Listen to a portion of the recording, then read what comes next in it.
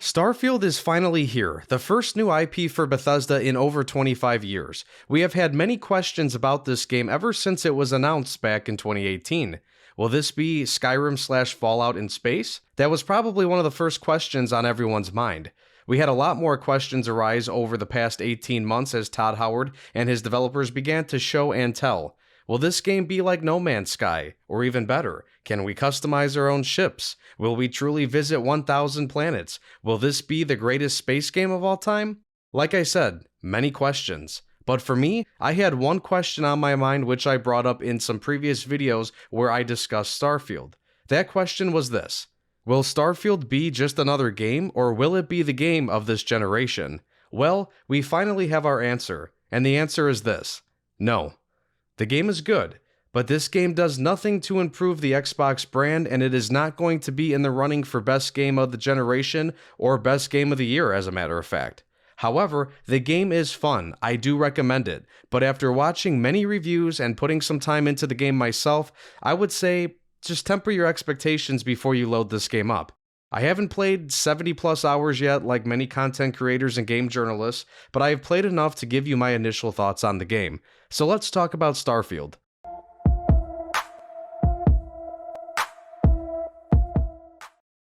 I'll start off by saying this: if you like Bethesda games, then you will enjoy Starfield. It is truly the space version of Skyrim and Fallout. The space genre offers a fresh take on the Bethesda formula. Even if you are not a big Bethesda fan or don't have much experience with games like Fallout and Skyrim, I'd still recommend trying this game. I mean, there's no reason not to if you have Game Pass.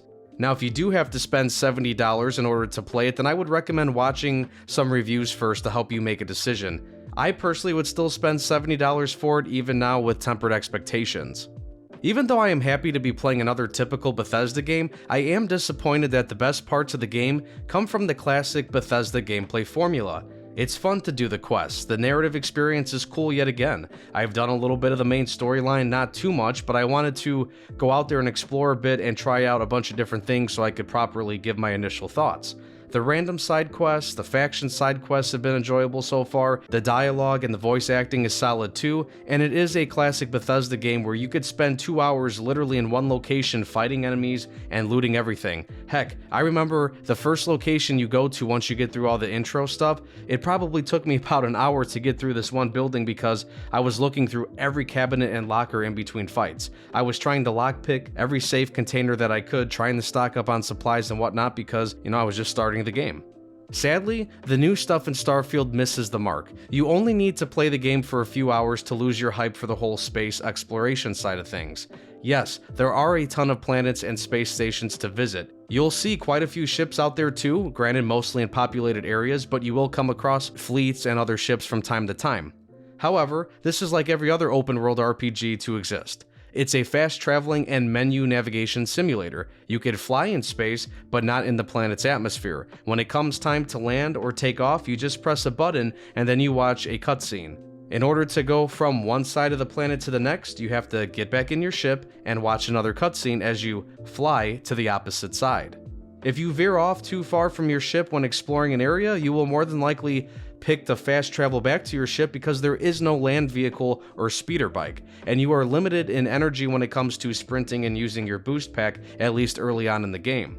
And when you fly from one solar system to the other, it's another cutscene. I don't hate the game because of this, but it does ruin the whole exploration concept of the game that we were all excited for. I found myself sometimes just sticking to one planet for a while and exploring the locations or completing a handful of side quests. If you want to spend time exploring a handful of planets, then expect to spend quite a bit of time doing it through the menus and cutscenes. One promise Bethesda made that stayed true is with its ship customization. It is very in-depth, and it's very cool to go online and see the stuff people are making. You can really design any kind of ship. I've been seeing people make a bunch of ships from Star Wars, like the X-Wing, the Y-Wing, the Millennium Falcon, Boba Fett's ship, and even a Star Destroyer. You have a lot of freedom to make the ship of your dreams, not just for looks, but also for function. Do you want a ship that has a ton of cargo space and can move quickly? Well, you can create that ship and adjust to focus specifically on storage space and speed with engines. Do you want to be the Davy Jones of space and obliterate every ship you come across and steal their cargo? Well, you could create a ship that focuses on combat and has a ton of firepower and shields to protect yourself for those fights. And it is fun to fly around and do space combat. The controls aren't very difficult. Once you do it for a bit, you begin to understand all the concepts. And speaking of concepts, I want to address one of the biggest complaints people have about this game, and I'm with them on this too. So a lot of reviewers have complained about how the game starts off. I'm not going to throw spoilers out there, so no worries, but once you do the introductory stuff in the game, it takes the leash off of you and you could do just about anything you want. A lot of people had an issue with that, and honestly, I don't know why, because Skyrim and Fallout games literally do the same thing. The main event happens, they set the scene for you, it lets you know what the situation is, what the world is, what's going on, and then they let you do your thing, and it becomes a free roam RPG game, which is literally what Bethesda games are intended to be. However, Starfield is a very complex game, and there's a lot it does not teach you, and there's not really a help system or a hint system set in place to help you understand things as you go across the galaxy. The game does give you the basic controls tutorial for both boots on the ground and for ship stuff, but there's little to no explanation for a lot of other things in the game. Ship building and upgrading is a bit confusing at first, outpost building takes a little time to get used to, and I found myself having to Google a lot of things. A friend of mine that was playing the game spent a lot of time on Google trying to figure out the best places to build an outpost, specifically for extracting resources from the planets. It's not only tricky to figure out where to do it, but it's also tricky to figure out how to build stuff properly and make sure it all works. Do you remember the drama that sparked shortly before the game's release due to somebody complaining about the looks of the game's main menu? That complaint sparked a fiery debate online. I brushed it off because, personally, I could really care less about the look of the main menu. There's a lot more to care about and a lot more important stuff that needs to be done right to enjoy the game. However, the UI design for the in-game menus and stat display boxes is pretty bad. Honestly, the UI design does not look visually appealing at all, but I can look past that. What concerns me most is that it's laborious to go through each section of navigational menus, and the lack of sorting options is very annoying. Weapons, for example, are all located under one category, labeled weapons. You could sort by most recent weapons and things like that, but there's no subcategories for specifically looking at pistols, or energy weapons, or rifles, or shotguns, melee weapons, and so on. Oh, and that leads me to yet another example of how this game does not explain things to you properly.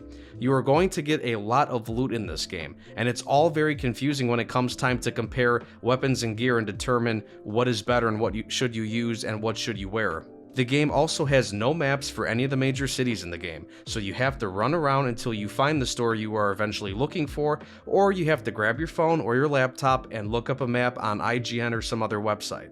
It's very frustrating because here we are in 2023 and we are getting a AAA game that lacks features that should be expected at this point.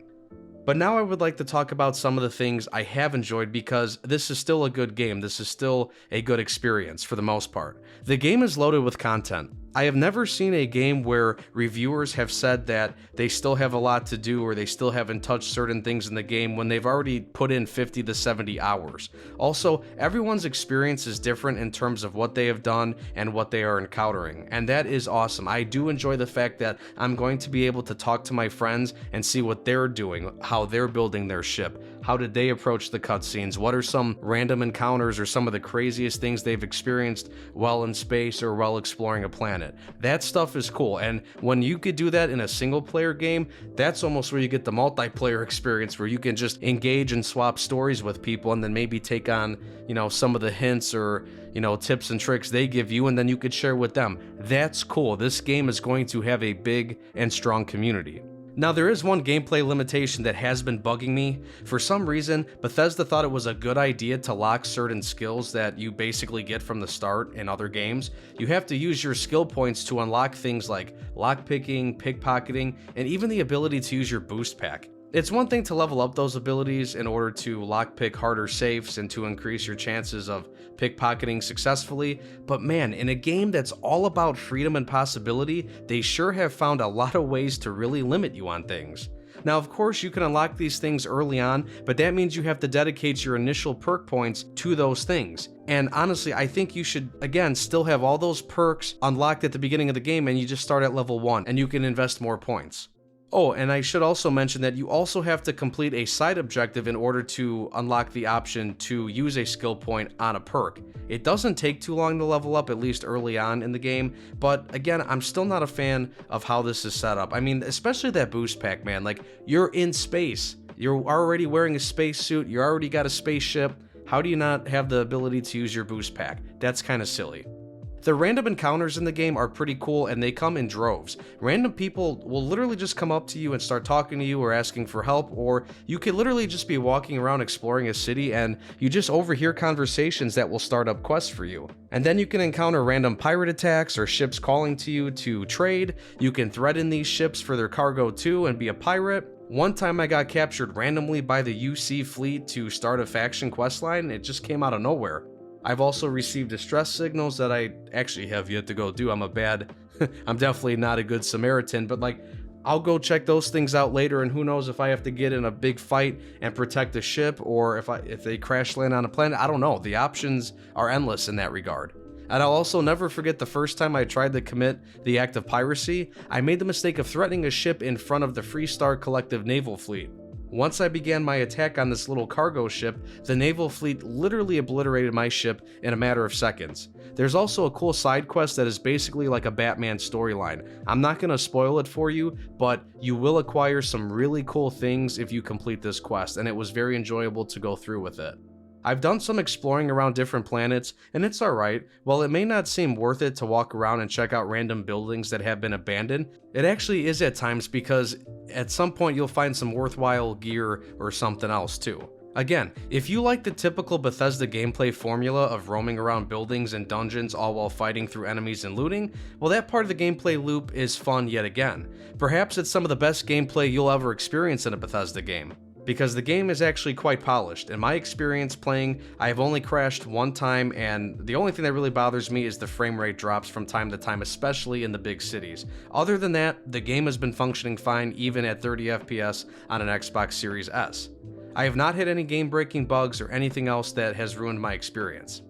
I really do enjoy Starfield. I'm just sad that I had to lower my expectations. I was hoping this would be a true next-gen game. I was hoping this would be one of the greatest games of this generation and be one of the greatest games to come out on Xbox. And it's none of this, sadly. It's going to go down as a good Bethesda game, but that's about it. My hunch is this: Bethesda spent a majority of their time on two things. They put a lot of focus on the narrative experience, with dialogue, characters, quests, factions, and lore.